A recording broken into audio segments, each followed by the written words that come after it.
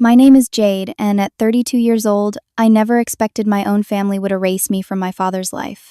Dad and I always shared something special, especially our love for Marzano, that cozy Italian place where he celebrated every birthday. This year, I had splurged on rare wine tasting tickets he had wanted forever. Then came that text from Mom. "We had your dad's birthday dinner last night at Marzano. It was a last-minute thing. Just close family." My heart stopped. I know you're probably wondering how my own family could exclude me like this. If you're watching from somewhere you've felt invisible too, drop a like and subscribe.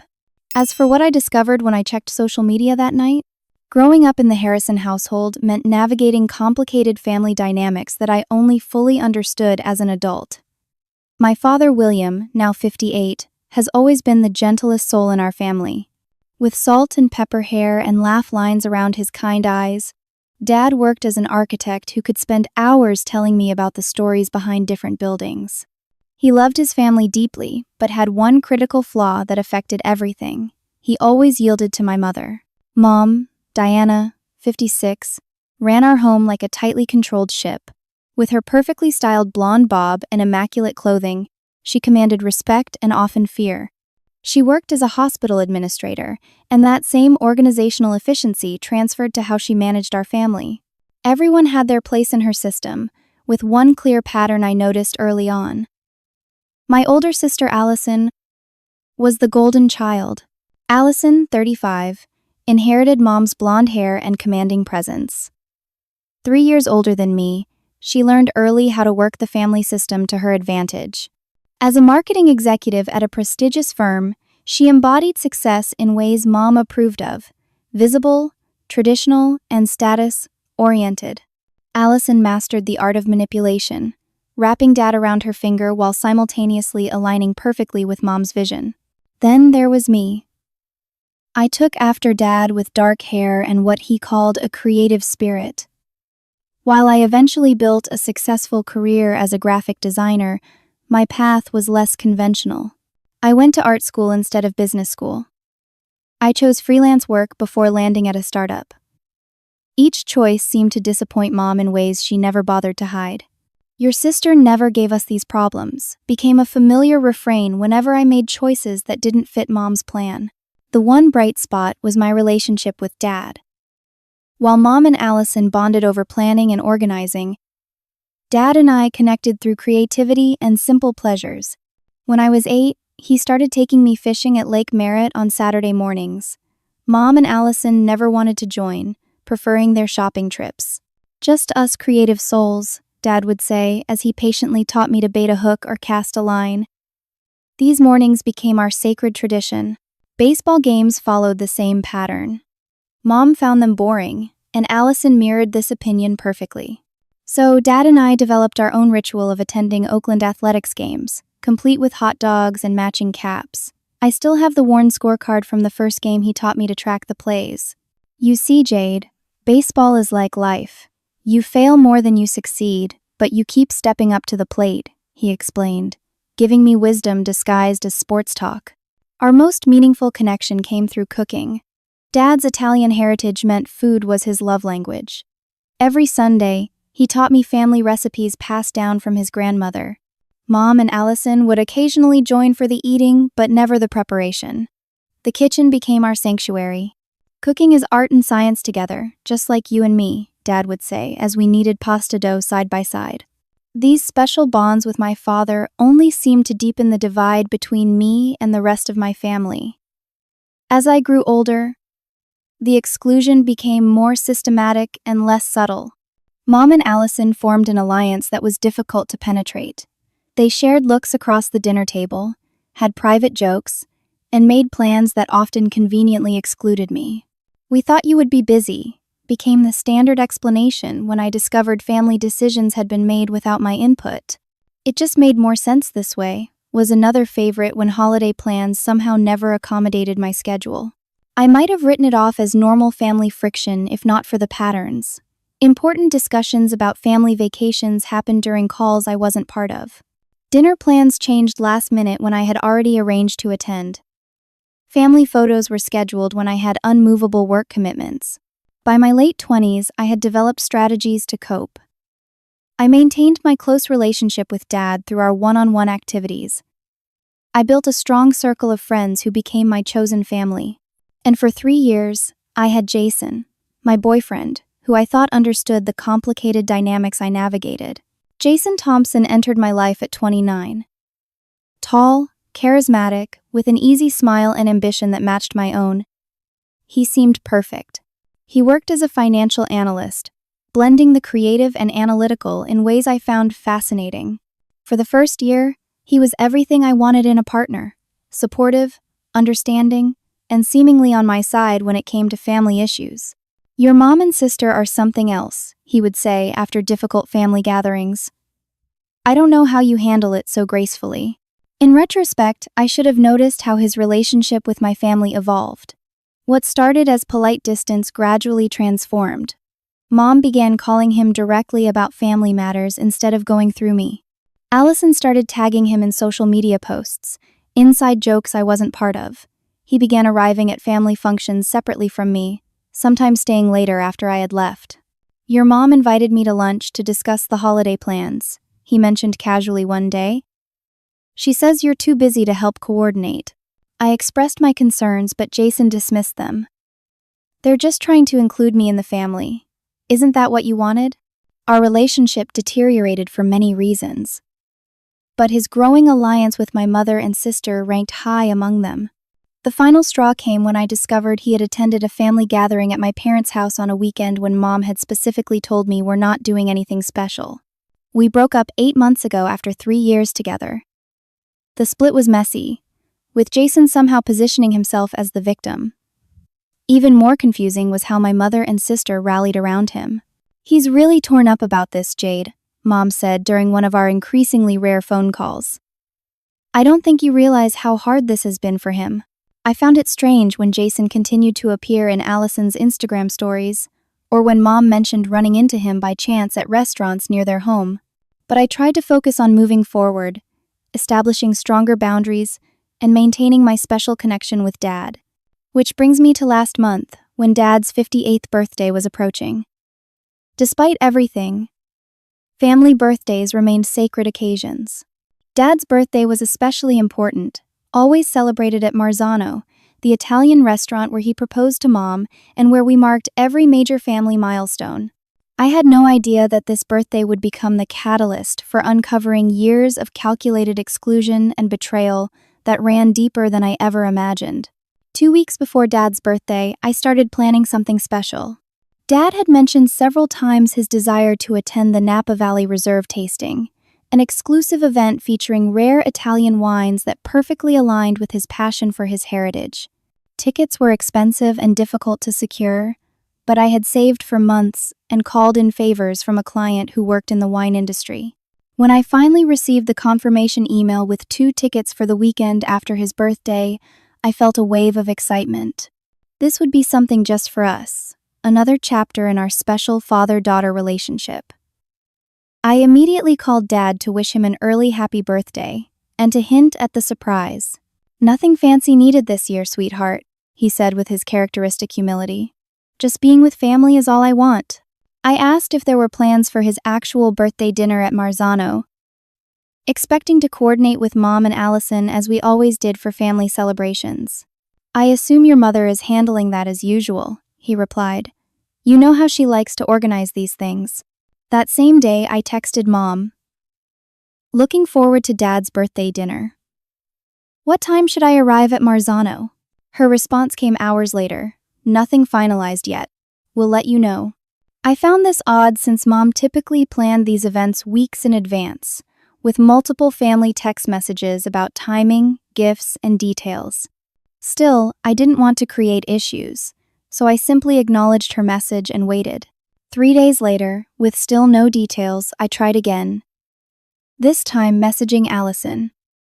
"Any updates on Dad's birthday dinner? Want to make sure I don't schedule any client meetings that evening." Allison's reply was similarly vague. "Mom's handling it, probably the usual time." The day before Dad's birthday, I still hadn't received any concrete information. I called Mom directly, but the call went to voicemail. Same with Allison. I left messages for both, trying to keep my growing frustration from showing in my voice. Finally, I called Dad, who sounded surprisingly distracted. "Oh, I think Mom has something planned," he said, unusually rushed. "She mentioned something about tomorrow night. I'm sure she'll fill you in." Something felt off, but I reassured myself that even my mother wouldn't exclude me from Dad's birthday. This was a family tradition. I had never missed one of his birthday dinners at Marzano in my adult life. On Dad's actual birthday, I sent him a heartfelt text first thing in the morning. He responded with a quick, "Thank you, sweetheart," but didn't mention any plans for that evening. I tried calling him at lunch but got his voicemail again. By 6 in the evening, with still no details about dinner, my stomach was in knots. I called Mom, Dad, and Allison repeatedly, but no one answered. Finally, at 8:30, a text came through from Mom that would change everything. "We had your dad's birthday dinner last night at Marzano. It was a last-minute thing, just close family. He had a wonderful time." I stared at my phone, reading and rereading the message. Sure, I had misunderstood. Last night? Last minute? Close family? Each phrase felt like a deliberate cut. With shaking hands, I called Dad again. Straight to voicemail. I tried Mom. Same result. In desperation, I texted Allison. Why wasn't I told about Dad's dinner last night? No response came for over an hour. When my phone finally buzzed, it wasn't a text but an Instagram notification. Allison had posted photos from last night's intimate family celebration. I opened the app with a sense of dread that quickly transformed into shock. The first photo showed Dad, Mom, and Allison at their regular table at Marzano, smiling over a candlelit dinner. The next showed Dad blowing out candles on his favorite tiramisu cake. But it was the third photo that felt like a physical blow. There, sitting next to Allison, in what would have been my seat, was Jason. My ex-boyfriend Jason, tagged with the caption, "Thanks for surprising us all. Nothing like having the whole family together for Dad's special day." The final photo showed Allison handing Dad a wrapped gift with the caption, "From all of us with love." I sat in stunned silence, tears streaming down my face as the reality sank in. I hadn't been forgotten. I had been deliberately excluded, replaced at my father's birthday by my ex-boyfriend. The close family mom reference didn't include me, but somehow included Jason. I tried calling Dad again, desperate to hear his explanation, to understand if he had been part of this decision. Again, voicemail. Allison finally texted back close to midnight. "Don't make this a big deal. It was easier this way. Dad had a great time." Easier this way. The casual cruelty of that phrase kept me awake all night. Easier for whom? And why was my ex-boyfriend at my father's birthday celebration when I, his daughter, had been kept in the dark? Little did I know, the worst revelations were still to come. The next morning would bring discoveries that would force me to reconsider everything I thought I knew about my family. After a sleepless night, I called my best friend Katie at 7 in the morning. Katie had witnessed the dynamics of my family for over a decade, and was one of the few people who truly understood the subtle patterns of exclusion I experienced. They did what? Katie's voice rose in disbelief as I recounted the events. And they invited Jason? That's beyond inappropriate, Jade. That's deliberately hurtful. Maybe it really was last minute, I said, still trying to find innocent explanations despite everything inside me screaming otherwise. When has your mother ever done anything last minute in her entire life? Katie countered. The woman plans her grocery shopping 2 weeks in advance. Katie was right. Mom's defining characteristic was her meticulous planning. The last-minute excuse rang especially hollow coming from her. "And this isn't the first time they've done something like this," Katie continued, her voice gentle but firm. "Remember your cousin Sarah's wedding?" I winced at the memory. 2 years ago, everyone in the extended family received invitations to my cousin's wedding except me. When I finally asked about it, Mom claimed they had assumed I wouldn't want to attend because it was the same weekend as an art festival in town. An art festival I had never expressed interest in. Or the family vacation to Lake Tahoe, Katie added. That had been particularly painful. I discovered through Facebook photos that my parents, Allison, and several extended family members had spent a week at a lakeside cabin. When I asked why I hadn't been included, Mom said they thought I would be too busy with work to join. They had never actually asked me. And remember Christmas 2 years ago when they changed the time of dinner without telling you? I arrived at the traditional family Christmas dinner to discover they had moved it up by 3 hours. I walked in just as everyone was finishing dessert. Mom's explanation: "We thought we told you." It must have slipped my mind. As Katie listed incident after incident, a pattern I had tried to deny for years became impossible to ignore. These weren't accidental oversights. They were too consistent, too convenient. "I just don't understand why," I said, my voice breaking. "What did I do to deserve this?" "You didn't do anything, Jade," Katie assured me. "Some families they create these dynamics. And they're not healthy. The question is, what are you going to do now?" What was I going to do? I felt paralyzed by hurt and confusion. I decided to check my email, hoping work might provide a distraction from the emotional chaos. That's when I noticed an email thread I hadn't seen before. Mom had apparently copied me accidentally on an email chain between herself, Allison, and Jason. The subject line read, "William's birthday plans." With trembling fingers, I opened it. What I found shattered any remaining illusions about the last-minute nature of Dad's birthday dinner. The email thread started 3 weeks ago, with Mom laying out detailed plans for the celebration at Marzano, complete with reservation time and seating arrangements. My name was conspicuously absent. Halfway down the thread, Mom had written to Jason directly. "We'd love to have you join us for William's birthday. It'll be more enjoyable without Jade making everything about her art and her special relationship with her father. Allison misses having you around." Jason's response made me physically ill. "I'd be happy to come. Don't worry, I won't mention anything to Jade about it. Looking forward to a drama-free evening with the family." Further down, Allison discussed the gift they planned to give Dad. An expensive watch they would present as being from the whole family. My contribution was neither requested nor acknowledged. Most devastating was a casual comment from Allison. "Dad probably won't even notice Jade isn't there. He's been so busy with work lately." My own father, with whom I shared so many special traditions and memories, apparently wouldn't even miss my presence at his birthday celebration. Or at least, that's what my sister believed and my mother allowed. The email thread revealed something else disturbing. An unusual closeness between Jason and my family that predated our breakup. There were references to lunches, phone calls, and gatherings that had occurred while we were still together, but that I knew nothing about. In one exchange, Mom wrote to Jason, "William was asking about your promotion. We'd love to have you over for dinner next week to hear all about it. No need to include Jade if she's busy with her little art projects." My mind raced back to that period in our relationship. Jason had mentioned dinner with a colleague that night. Had he actually been having dinner with my parents without me? The most recent email in the thread, sent the morning after the birthday dinner, included photos Allison had taken. Mom wrote, "Such a perfect evening. This is how family celebrations should be." I sat at my computer, reading and rereading the emails as tears streamed down my face. The calculated exclusion was bad enough, but seeing the clear preference for my ex-boyfriend over me, their daughter, was almost unbearable. I spent the day alternating between rage, devastation, and a deep, aching sadness. I reviewed years of similar exclusions with new clarity. What I had written off as oversights or poor communication now revealed themselves as deliberate patterns. How many family moments had I missed? How many times had Jason been included when I was told events weren't happening at all?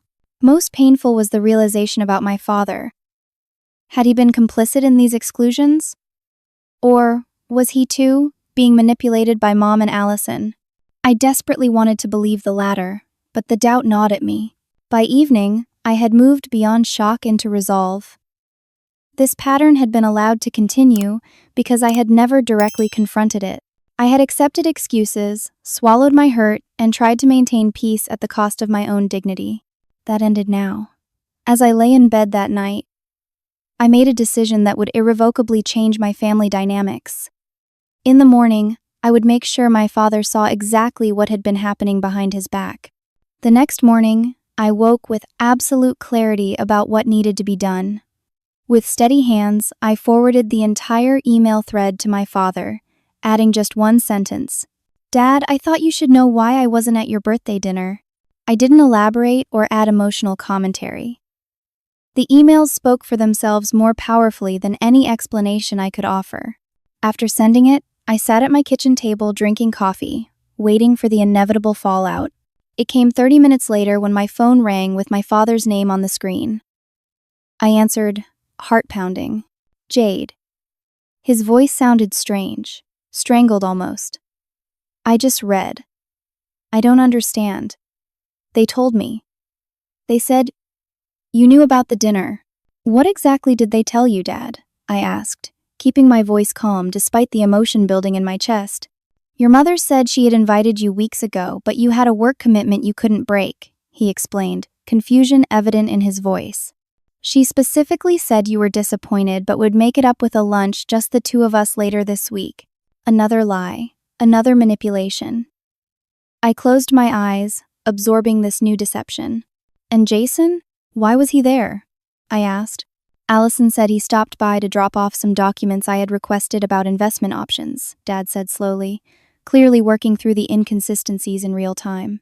"But he stayed for dinner, and everyone acted like it was perfectly normal. I thought maybe you two had reconciled or were on better terms." "Dad, I haven't spoken to Jason in months," I said gently, "and I certainly never knew about your birthday dinner. The first I heard about it was a text from Mom afterward saying it was a last-minute thing for close family." The silence on the other end of the line was profound. "I bought you a present," I continued, my voice breaking slightly. "2 tickets to that Napa Valley Reserve tasting you've been wanting to attend. I was going to surprise you." I heard what sounded like a muffled sob. "Jade, I am so sorry," he finally said, his voice thick with emotion. "I had no idea this was happening." "It's not just this time, Dad," I said, finally giving voice to years of accumulated pain. "It's been happening for as long as I can remember. I'm always the last to know about family plans, if I'm told at all. Events get scheduled when I can't attend. Decisions get made without my input. I've noticed some things," he admitted. "But your mother always had explanations that seemed reasonable. She said you were building your own life, that you were busy with work and friends, that we shouldn't burden you with family obligations." "Did you ever ask me if that's what I wanted?" I questioned. Another heavy silence. "No," he finally answered. "I didn't. And that's on me." We talked for almost an hour. Dad asked questions about other instances of exclusion, listening with increasing distress as I outlined a pattern spanning years. He shared his own confusion about certain events, times when my absence had been explained away so smoothly he never questioned it. "I want to confront them," he said finally, a new resolve in his voice. "Both of them. And I want you there if you're willing." I agreed, and Dad arranged a video conference call that afternoon. At 3 o'clock, I sat in front of my computer as the call connected, showing 4 squares: me, Dad at his office, and Mom and Allison together at my parents' house. "What's this about, William?" Mom asked, her tone already defensive. "Why the emergency family meeting?" "I received some disturbing information today," Dad began, his voice steadier than I had expected, "about Jade's absence from my birthday dinner." Mom and Allison exchanged a quick glance before Mom jumped in. "We explained this already. Jade was busy with work. We did try to include her, but—" "I saw the emails, Diana," Dad interrupted, something he rarely did. "The entire thread about planning my birthday dinner, about deliberately not inviting Jade, about inviting Jason instead." The color drained from Mom's face. Allison shifted uncomfortably beside her. "You weren't supposed to see those," Allison muttered, then seemed to realize how incriminating that sounded. "Clearly," Dad responded, an edge to his voice I'd rarely heard. "I'd like an explanation." Now, what followed was painful to witness. Mom and Allison cycled through several strategies in real time. First came denial. "Those emails are being taken out of context," Mom insisted. When that failed to gain traction, they shifted to minimizing. "It was just one dinner," Allison said dismissively. Jade makes everything such a big deal. Next came blame shifting. If Jade would participate more in family activities, we wouldn't have to work around her, Mom argued. She's always been difficult to include, always doing her own thing. I sat silently, letting them dig themselves deeper with each excuse. Dad, to his credit, wasn't buying any of it. This stops now, he said firmly. I've been blind to what's been happening, and that's my failure, but I see it clearly now. You've been systematically excluding my daughter from family events and lying to me about it. William, you're overreacting, Mom tried, her voice taking on the placating tone she used when she wanted to regain control. Am I? He challenged. Because from these emails, it sounds like you've been cultivating a relationship with Jade's ex-boyfriend while deliberately keeping her out of family functions. How long has this been going on? Neither Mom nor Allison answered immediately. The silence stretched uncomfortably until Mom finally spoke. Jason understands our family better than Jade ever has, she said, shocking me with her candor. He fits in. He appreciates our traditions and values. He's not family, Dad stated flatly. Jade is. The conversation grew even more tense when, incredibly, Allison's phone buzzed and she answered a call, putting it on speaker. Jason, you're on with all of us, she said. Dad knows about the birthday dinner. Jason's voice filled the call, smooth and practiced. William, I hope you understand it wasn't anything personal against Jade. Everyone just thought it would be more comfortable this way. More comfortable? For whom? Dad demanded. Before Jason could answer, Allison blurted out what might have been the most painful revelation of all. Jason and I have been seeing each other since before he and Jade broke up, she announced, her chin lifted in defiance. We didn't plan it, but we connected in a way he and Jade never did. Mom has been helping us navigate the situation. The silence that followed was absolute. I felt physically ill, the betrayal so much deeper than I had imagined. My own sister and my boyfriend. My mother facilitating their affair. The elaborate exclusions suddenly made perfect, terrible sense. How long? I finally managed to ask, my voice barely above a whisper. Almost a year before you broke up, Allison admitted, not meeting the camera. Dad's face had turned to stone. Diana, did you know about this? Mom straightened her shoulders. I suspected. And yes, eventually I knew. But Jade and Jason were clearly not right for each other, and Allison deserves happiness too. At the expense of your other daughter? Dad's voice rose. You facilitated an affair between your daughter's boyfriend and her sister? And then you all conspired to push Jade out of the family? Put so bluntly, even Mom seemed to recognize how indefensible their behavior had been. Her composure cracked slightly. We never meant to hurt anyone, she said weakly. Lies, I said, finding my voice at last. Every exclusion was deliberate. Every excuse was manufactured. You meant to hurt me, to push me out, to replace me. The emails make that crystal clear. The call ended shortly after, with nothing resolved but everything exposed. Dad promised he would come to my apartment that evening, so we could talk in person. As I closed my laptop, I felt oddly light despite the pain. The truth, as brutal as it was, had finally been spoken aloud. The family I thought I had was largely an illusion, but in that painful realization lay the first step toward building something real, something based on truth rather than manipulation and deceit. The revelation about Jason and Allison's affair explained so much about the past year of my life. The unexplained cancellations when Jason and I had been together. His sudden defensiveness about his phone. The strange comments from my mother about how I might not be suited for a long-term relationship while simultaneously praising Allison's relationship skills. They had been hiding in plain sight, and I had been too trusting to see it. After the video call, I needed clarity and closure that couldn't happen over screens and phones. I texted Dad, I think we need to meet in person. All of us. Tomorrow at your house. Dad replied immediately, I'll make it happen. That night, Dad came to my apartment as promised. I had never seen him look so deflated, so aged. We sat on my small balcony, the cool evening air, a relief after the emotional inferno of the day. I failed you, Jade, he said simply. I should have seen what was happening. They worked hard to keep you from seeing it, I replied. not wanting him to shoulder all the blame. Mom is very good at controlling narratives. He nodded, running a hand through his hair. Still, you're my daughter. I should have protected you better. We talked for hours. About the years of subtle exclusion, about how his conflict avoidance had enabled Mom's behavior, about Jason and Allison's betrayal, about what healthy family relationships should look like. I want things to change, Dad said firmly. Really change, not just apologies and then back to the same patterns. So do I agreed. But I don't know if Mom and Allison are capable of that kind of change. We'll find out tomorrow, he said, a new resolve in his voice. The next day, I arrived at my parents' house with a strange sense of calm. This confrontation was long overdue. I had spent too many years accommodating their behavior, making excuses for their treatment of me, internalizing the message that I somehow deserved to be the family outsider.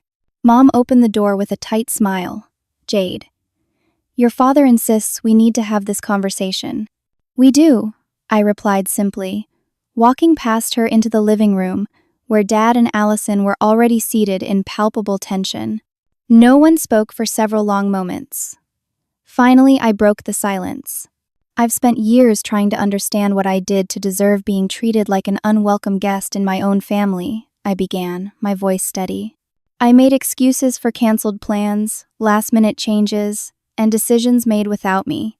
I blamed myself, thinking if I just tried harder, communicated better, achieved more, I would finally be included. Mom started to speak, but I held up my hand. I'm not finished. Yesterday, I discovered that not only have you been deliberately excluding me from family events, but you've been including my ex-boyfriend while doing so.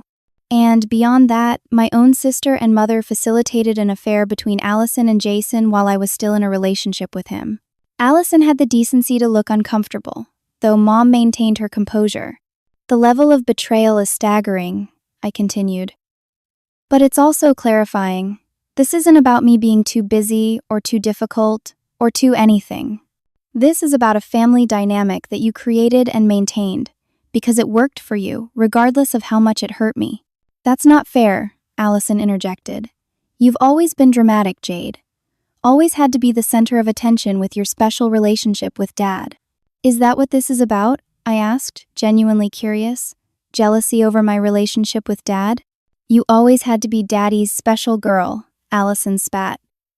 His artistic daughter, so unique, so special.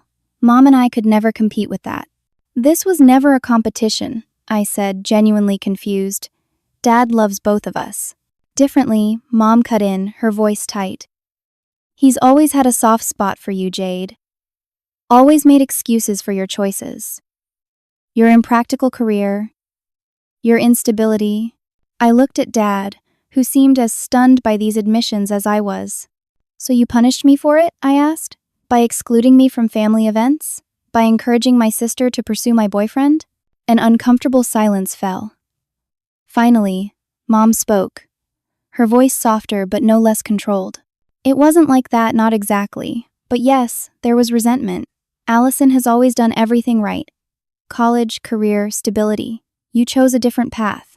And yet William always seemed more interested in your projects, your ideas. So this was about hurting me to hurt Dad? I clarified, the pieces finally falling into place. Mom didn't answer directly, but her silence was confirmation enough. And Jason? I asked, turning to Allison. Was that about hurting me too, or did you actually have feelings for him? Allison had the grace to look ashamed. Both, maybe? At first, it was exciting that he was interested in me instead of you. Mom encouraged it, said you two weren't right for each other anyway. While I was still with him, I stated flatly, my boyfriend, who I lived with, who I thought I might marry someday. He wasn't right for you, Mom insisted. He and Allison make more sense. That wasn't your decision to make, I exploded, finally losing some of my carefully maintained composure. If Jason wasn't right for me, I needed to discover that myself, not have my own mother and sister conspire behind my back to steal him away. Dad, who had been listening silently, finally spoke. Diana, Allison, do you hear yourselves? Do you understand what you've done to Jade, to this family? Mom looked at him coolly. I did what I thought was best for everyone. Best for everyone? I echoed incredulously. How was lying to me and Dad best for everyone? How was excluding me from family events best for everyone? How was encouraging Jason to cheat on me with my own sister best for everyone? The room fell silent again. I took a deep breath, centering myself before continuing. I'm not here for apologies that don't mean anything. I'm here to establish what happens going forward. I won't be gaslighted anymore. I won't accept last-minute invitations or excuses about why I wasn't included. And I won't pretend that what happened with Jason and Allison didn't deeply betray my trust. I looked directly at Mom, then Allison. If you want me in your lives, things need to change fundamentally. No more manipulation. No more exclusion. No more lies. And if you can't do that, then I need to step away from this family for my own well-being. Mom looked shocked. The idea that I might choose to leave rather than continue accepting their treatment had clearly never occurred to her. You would cut off your own family? She asked, genuinely bewildered. You've been cutting me off for years, I replied calmly. I'm just making it official if nothing changes. Dad stood and moved to stand beside my chair, his hand on my shoulder in a gesture of solidarity. I support Jade in this. Completely. And I'll be establishing some boundaries of my own. The shock on Mom's face deepened. Dad had never so directly opposed her before. What does that mean? She demanded. It means I won't participate in any family event that deliberately excludes Jade, he said firmly. It means I expect honesty about family plans and decisions. And it means I'm suggesting we start family therapy to address these toxic patterns. Mom's mouth opened and closed several times before she managed to speak. Therapy? We don't need strangers in our family business. I think we've proven we can't handle our family business on our own, Dad replied evenly. The conversation continued in circles for another hour. Mom alternated between defensiveness and wounded innocence. Allison fluctuated between defiance and glimpses of genuine remorse. But ultimately, the lines were drawn. Dad and I presented a united front for perhaps the first time ever, making clear that the old patterns were no longer acceptable. As the confrontation wound down, I remembered the gift I had purchased for Dad's birthday. I took the envelope from my purse and handed it to him. Happy birthday, Dad. A week late, but still. He opened it, his eyes widening at the sight of the wine tasting tickets. Jade, these are impossible to get. How did you manage it? I have my ways, I said with a small smile. I thought maybe we could go together, just us. I would love nothing more, he said, his eyes shining with unshed tears. We went to the wine tasting the following weekend, just the two of us. It became a healing experience. A reclamation of our special bond that Mom and Allison had tried so hard to diminish. Over exquisite wines and intimate conversation, Dad shared that he had insisted Mom and Allison begin family therapy sessions. Jason will not be part of our family gatherings going forward, he assured me. That's non-negotiable. I nodded, grateful for his unwavering support now that his eyes were fully opened. Do you think they can change? I asked him. He considered the question seriously. I don't know. Your mother has spent decades perfecting these behaviors. Allison has learned them from her. But I have to believe growth is possible, even if it's difficult and slow. I wasn't sure I shared his optimism, but I appreciated his honesty. For now, it was enough to know I wasn't alone in recognizing the toxic patterns anymore. I had stood up for myself, established clear boundaries, and reclaimed my dignity in the process. It wasn't the fairy tale resolution I might have wished for as a child, but it was real. And for the first time in years, I felt hopeful about the possibility of healing, even if that healing looked different than I had once imagined. In the weeks following the confrontation, I found myself experiencing a strange mixture of grief and liberation. The family structure I had known all my life had been irreparably altered. The illusions had been shattered, replaced by harsh truths that were both painful and clarifying. On Katie's recommendation, I started seeing Dr. Lewis, a therapist specializing in family trauma. In our first session, I unloaded the entire story, the years of exclusion, the recent betrayals, the confrontation, and its aftermath. What you're describing sounds like a classic scapegoat dynamic, Dr. Lewis explained gently. Families often unconsciously designate one member to bear the projection of their negative emotions or failures. It allows the rest of the system to maintain a sense of perfection or cohesion. But why me? I asked, a question that had haunted me for years. It could be many things, she replied thoughtfully. Your close relationship with your father might have triggered your mother's insecurities. Your creative nature might have represented a threat to your family's more conventional values. Sometimes it's as simple as being different in a system that demands conformity. Over several sessions, Dr. Lewis helped me see how I had internalized my family's narrative, how I had come to believe, on some level, that I deserved to be excluded, that something was fundamentally wrong with me, that I needed to earn my place in my own family. The most important thing to understand, she emphasized, is that this was never about your worthiness. It was about a dysfunctional family system that needed someone to play a specific role. You were assigned that role. You didn't choose it or deserve it. This perspective was revolutionary for me. I began examining other relationships in my life, noticing patterns where I overcompensated, where I accepted less than I deserved, where I was hesitant to take up space or assert my needs.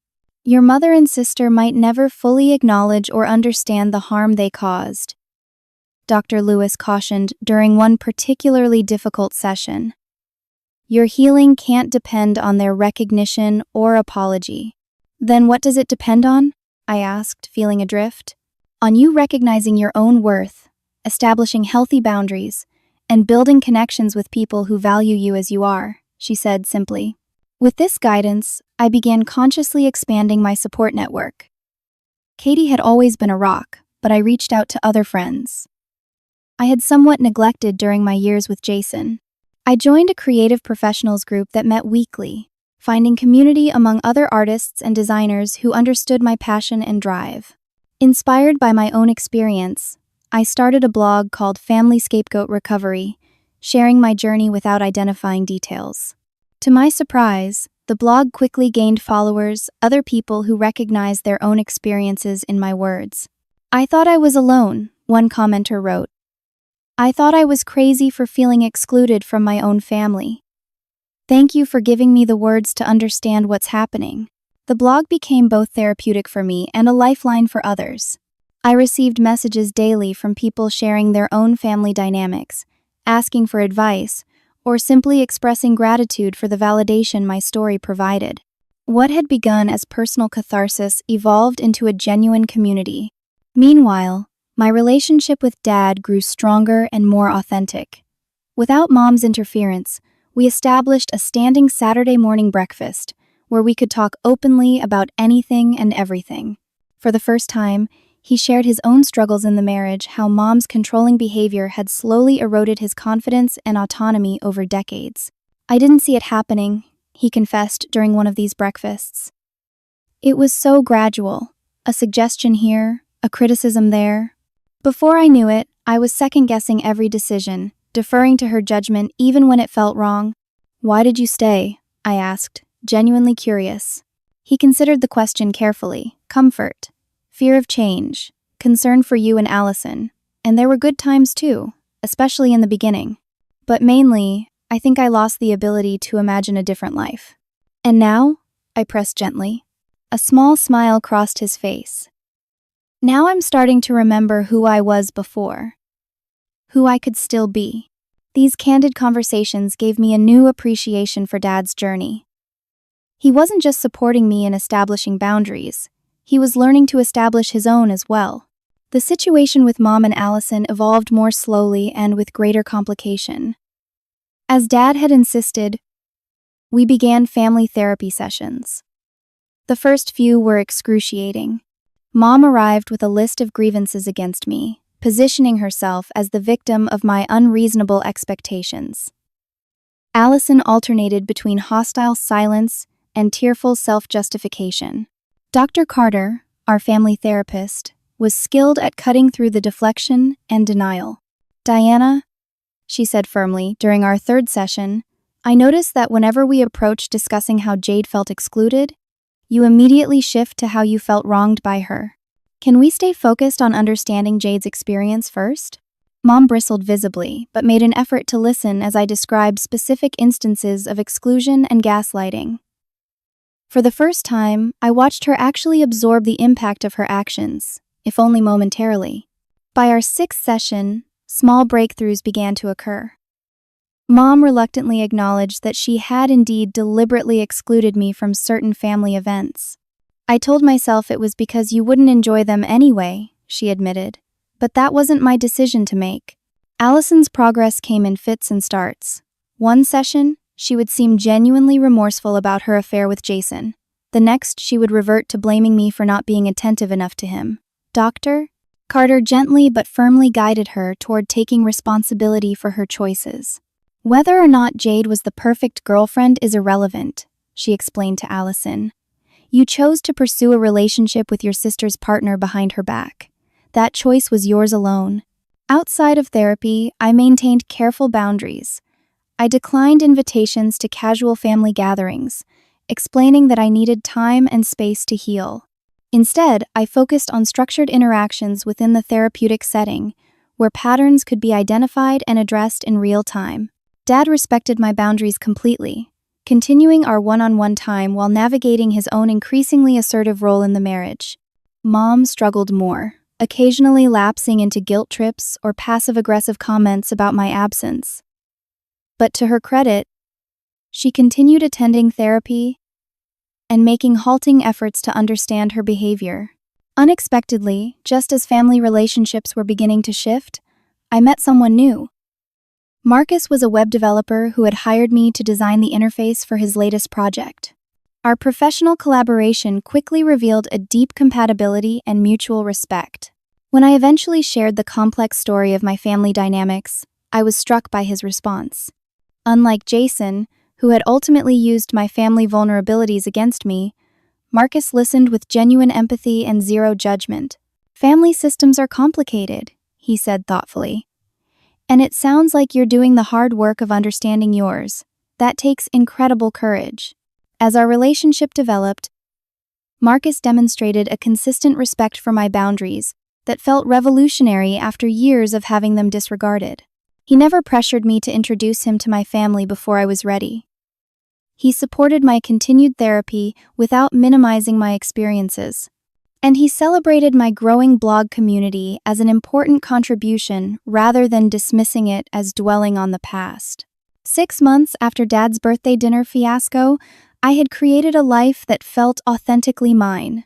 My design career was flourishing. My blog had evolved into a supportive online community. My relationship with Marcus was grounded in mutual respect and genuine affection. My sessions with Dr. Lewis had helped me recognize and begin healing deep wounds. And while family relationships remained complicated, they were now based on truth rather than illusion and manipulation. I wasn't naive enough to believe all the damage could be undone, or that Mom and Allison would transform overnight into the mother and sister I had always wished for. But I had finally stopped waiting for their approval to live my life fully. That, perhaps, was the most significant transformation of all. 6 months to the day after discovering I had been deliberately excluded from Dad's birthday dinner, I found myself facing my own birthday with mixed emotions. For years, my birthdays had been exercises in disappointment. Mom would organize something that inevitably centered around her preferences. Allison would give a gift that subtly highlighted what she perceived as my deficiencies. And I would smile through it all, grateful for any acknowledgement while silently nursing the hurt of never being truly seen. This year, I had decided to take control of my own celebration. No family dinner with undercurrents of tension and judgment. No performative happiness for social media posts. Instead, I had planned a simple gathering at my favorite local bistro with the people who had supported me through this transformative half-year. Katie, Marcus, and a few close friends from my creative circle. I specifically hadn't invited my family. After 6 months of therapy and boundary setting, I wasn't ready for the emotional labor of managing them during what should be my celebration. I had sent a group text letting them know I had other plans this year, but would be happy to meet for coffee the following weekend. Mom had responded with passive-aggressive disappointment. Allison hadn't responded at all, and Dad had simply wished me a wonderful time. So I was genuinely surprised when, the day before my birthday, Dad called with an unexpected request. I know you have your own plans tomorrow, and I completely respect that, he began, an openness in his voice that still felt new and precious. But I was hoping you might consider stopping by the house around 5, just for an hour, before your dinner with friends. My immediate instinct was wariness. Is Mom planning something? Because I really don't want a surprise party or any drama. No surprises, Dad promised. And no drama, if I can help it. Just a small gathering with people who genuinely care about you. On your terms, I promise. Against my better judgment, I agreed. The progress in therapy had been real, if uneven. Perhaps this was an opportunity to experience a family interaction on new terms.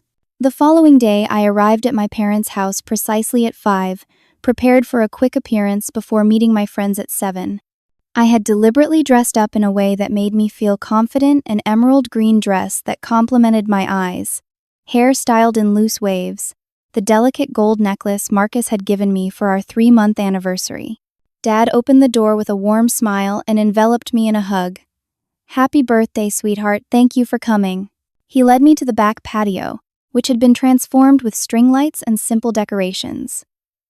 A small table was set with what looked like my favorite takeout from the Thai restaurant down the street. And sitting there, somewhat awkwardly, were Mom and Marcus. Where's Allison? I asked automatically, scanning the small gathering. She chose not to come, Dad said simply. I told everyone this was about respecting your boundaries and celebrating you authentically. She wasn't ready for that. I nodded, a mixture of disappointment and relief washing over me. 6 months of family therapy had revealed that while Mom was slowly, painfully working toward understanding her behavior, Allison remained largely entrenched in resentment and justification. What surprised me most was Mom's appearance. Gone was the perfectly coiffed, perpetually put-together woman who had controlled our family dynamics with an iron will. This version of my mother looked softer somehow, less armored. Her hair was simpler, her outfit more casual, her expression uncertain but open. Happy birthday, Jade, she said, standing but not approaching, respecting the physical distance I still maintained between us. I wanted to be here, but on your terms. If you'd prefer I leave, I understand. This new deference to my preferences was still startling after a lifetime of her dismissing them. I decided to stay curious about what this gathering might reveal, about our evolving dynamics. You can stay, I said simply, taking a seat beside Marcus, who squeezed my hand supportively. What followed was perhaps the most honest birthday celebration I had ever experienced with my family. Dad had carefully chosen everything, the food I genuinely enjoyed, music I actually listened to, even a small chocolate cake from the local bakery I loved rather than the elaborate fruit tart. Mom had traditionally insisted upon despite my known preferences. Most surprising was the gift Mom presented, wrapped in simple blue paper. I opened it cautiously, half expecting another passive-aggressive selection, highlighting my perceived shortcomings. Instead, I found a beautiful leather portfolio embossed with my initials and filled with high-quality sketching paper. For your designs, Mom explained hesitantly. I know I never properly acknowledged your career choice. I thought it was impractical, not stable enough. But I was wrong. You've built something remarkable, something true to who you are. I'm trying to see that now. I traced the embossed initials, momentarily speechless. This wasn't just a gift, it was an acknowledgement of me, of my choices, of my identity separate from her expectations. It wasn't everything 6 months couldn't unravel a lifetime of complex dynamics, but it was something real. Thank you, I said simply. This means a lot. The hour passed quickly, with conversation that remained blessedly free of backhanded compliments or subtle digs. As I prepared to leave for my dinner with friends, I discovered one more surprise, a card from Allison. Dad handed it to me at the door. She asked me to give this to you. No pressure to read it now or ever.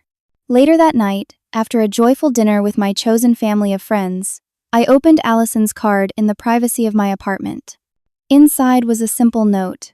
I'm not ready to face what I did, but I'm starting to understand that I hurt you deeply. I'm sorry. Happy birthday. It wasn't the reconciliation of childhood fantasies. It wasn't even a full acknowledgement of the affair with Jason or years of deliberate exclusion. But like Mom's gift, It was a first small step from someone who had previously refused to take any responsibility at all. As I reflected on the 6-month journey since that painful birthday dinner exclusion, I recognized how profoundly my life had changed.